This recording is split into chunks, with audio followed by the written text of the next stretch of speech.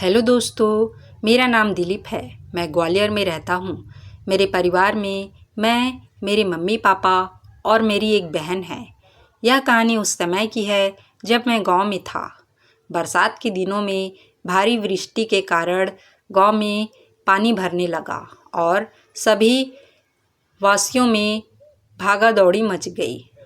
धीरे धीरे बढ़ते जलस्तर को देखकर गांव वालों ने गांव खाली कर देने में भी भलाई समझी।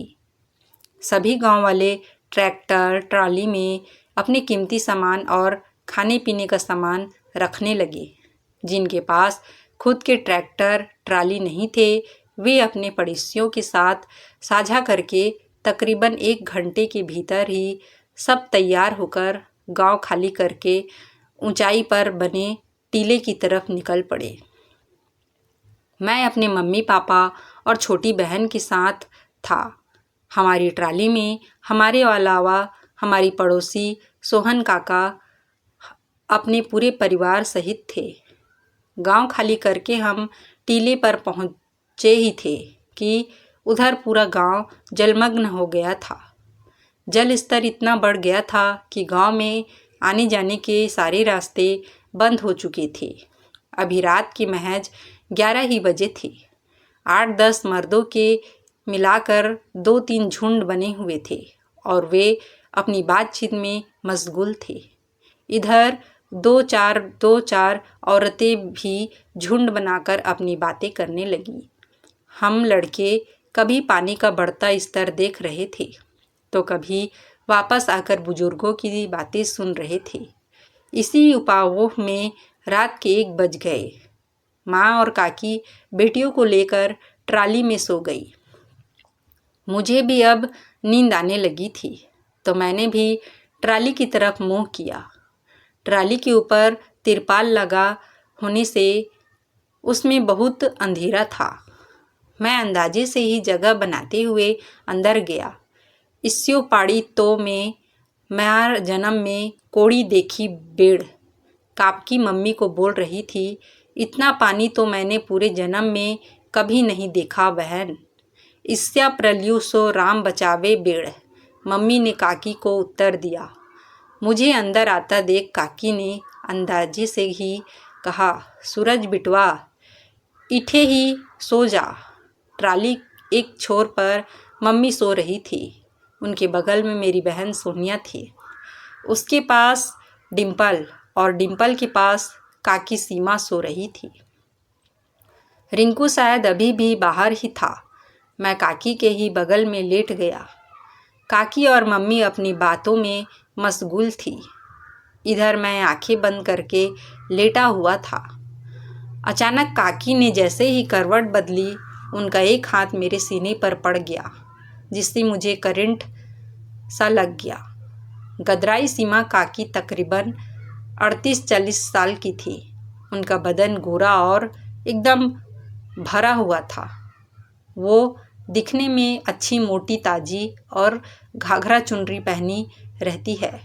मेरा मन कई बार उनके बदन के लिए डोला था, लेकिन मेरी काकी होने के नाते मैंने खुद को और अपने आप को संभाला हुआ था।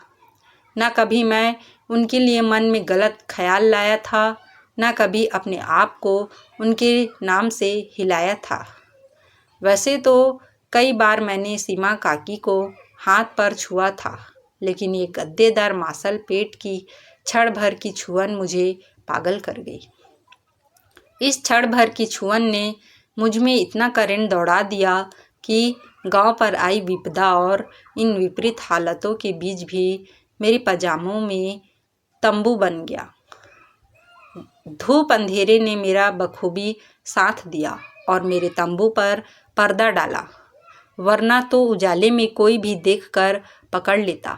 उधर मेरी सब परेशानियों से अनजान सीमा काकी वापस मम्मी से बातें करने में मशगूल हो गई।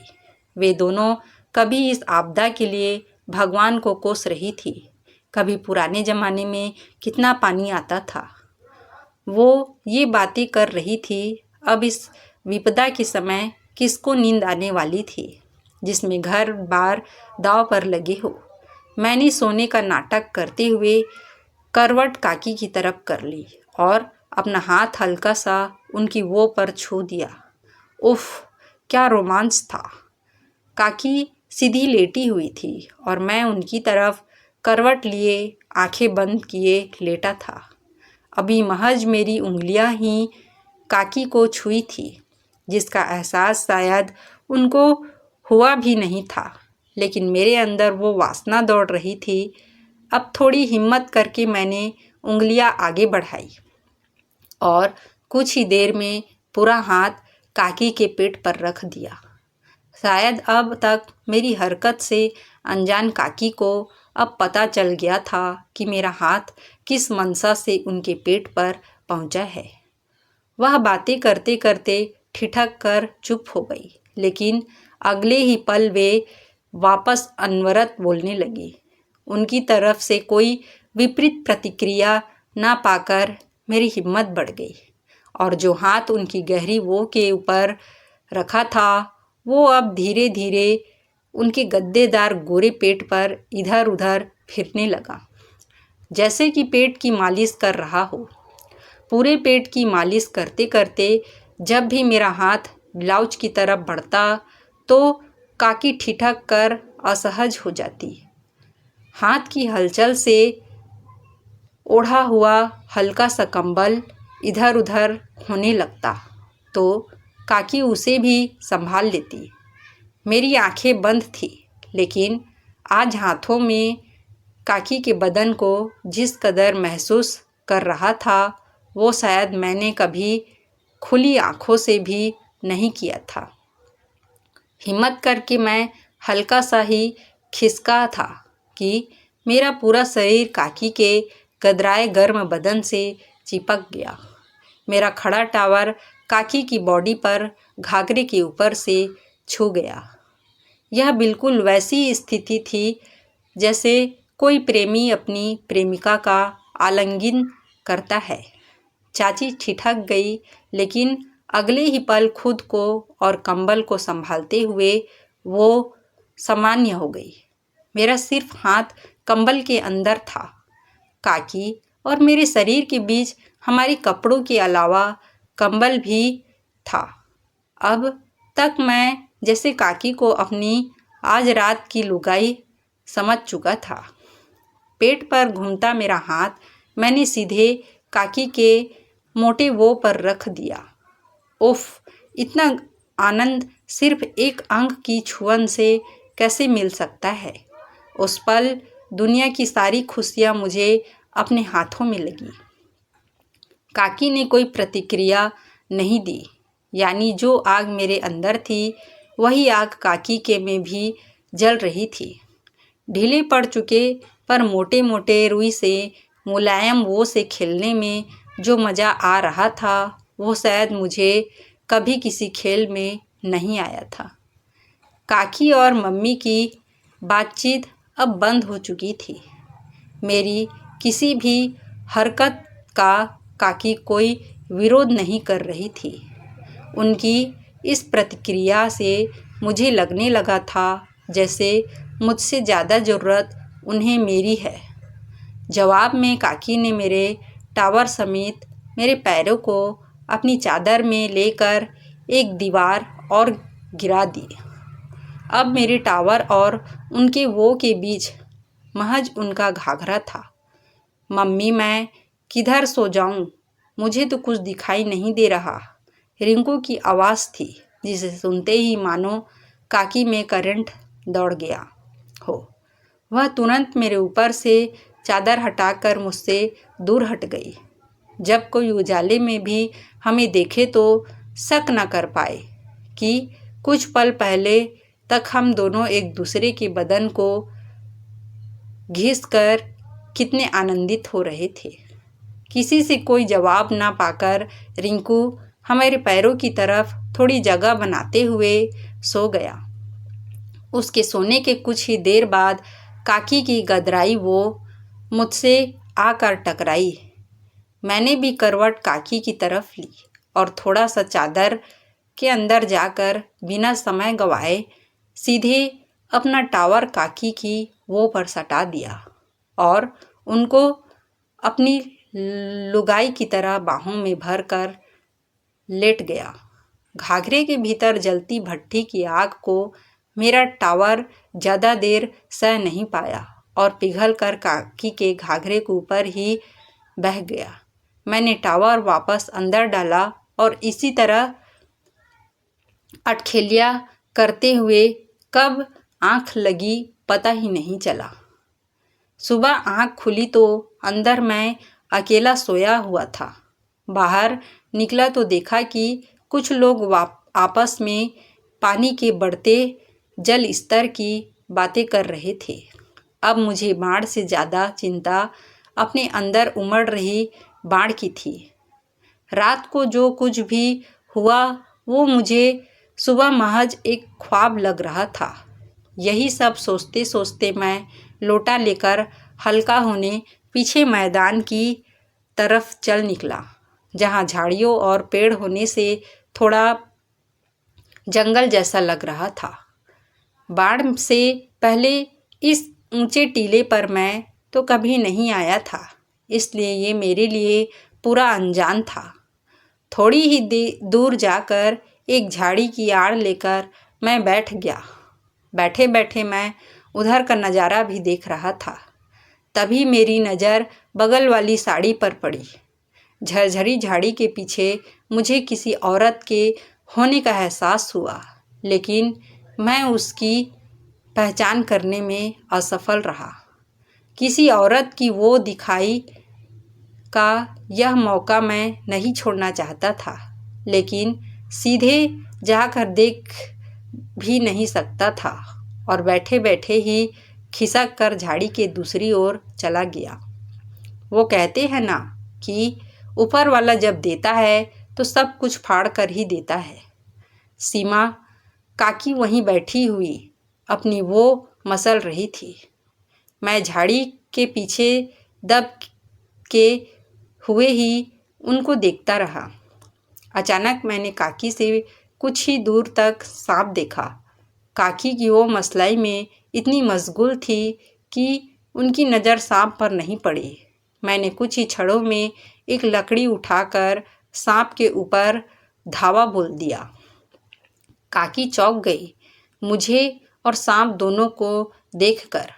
सांप भाग गया, लेकिन मेरा काला नाग खड़ा हो गया। काकी झटपट घाघरा नीचे करके खड़ी हो गई। तू किट्ठे सो आ टपक्यो सूरज?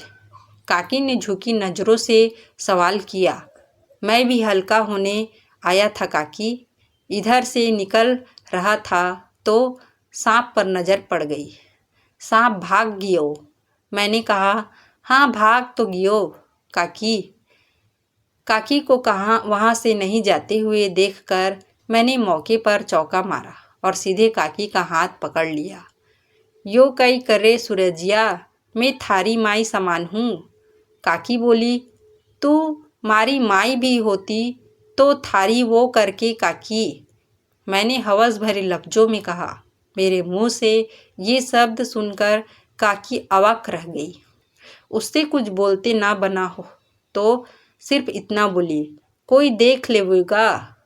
काकी के गदराए बदन को बाहों में भरते हुए मैंने कहा, इधर कोई नहीं आ रहा काकी। इतना कहकर मैंने काकी को वो पे वो करना शुरू कर दिया। किसी के आने के डर से काकी ने जल्दी सब निपटाना उचित समझा। शायद इसलिए वह लेट गई और घाघरा उठाकर मेरे सामने अपनी वो फैला दी, जिससे वो को थोड़ी देर पहले मैं सिर्फ घूर रहा था, वो अब मेरे टावर के नीचे बिछी पड़ी थी। ऐसे ही कुछ देर तक हमारा काम चलता रहा। थोड़ी देर बाद मैं भी खुद को व्यवस्थित करके डेरे की तरफ दूसरे रास्ते से आने लगा तो मुझे लगा जैसे कोई झाड़ी के पीछे है। जब मैंने जाकर देखा तो कोई नहीं था। इसके बाद पूरा दिन काकी मुझसे ऐसे बर्ताव करती रही जैसे हमारे बीच कुछ न कुछ हो। अब मुझे रात का इंतज़ार था ताकि मैं दोबारा राजस्थानी देसी वो का मज़ा ले सकूं। रात में फिर से मैं काकी के बगल में सो गया। उस रात मुझे काकी को पटाने या गर्म करने की ज़रूरत नहीं थी।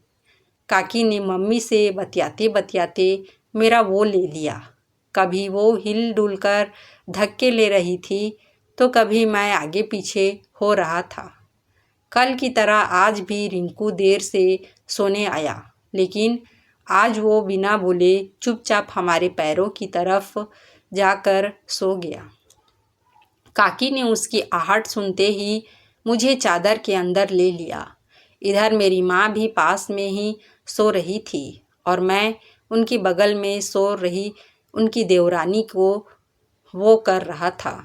अगले दिन बाढ़ का पानी उतर गया और हम अपने अपने घरों को आ गए, मगर इस बाढ़ ने मुझे एक नया रिश्ता दिया जो मैंने कभी सोचा भी नहीं था। दोस्तों, यह छोटी सी कहानी आपको कैसी लगी नीचे कमेंट्स करके ज़रूर बताना। और हाँ, हमारे चैनल को लाइक और सब्सक्राइब करना ना भूलें। हम ऐसे ही अच्छे अच्छे कहानियाँ आप लोगों के लिए लेकर आते रहेंगे। धन्यवाद।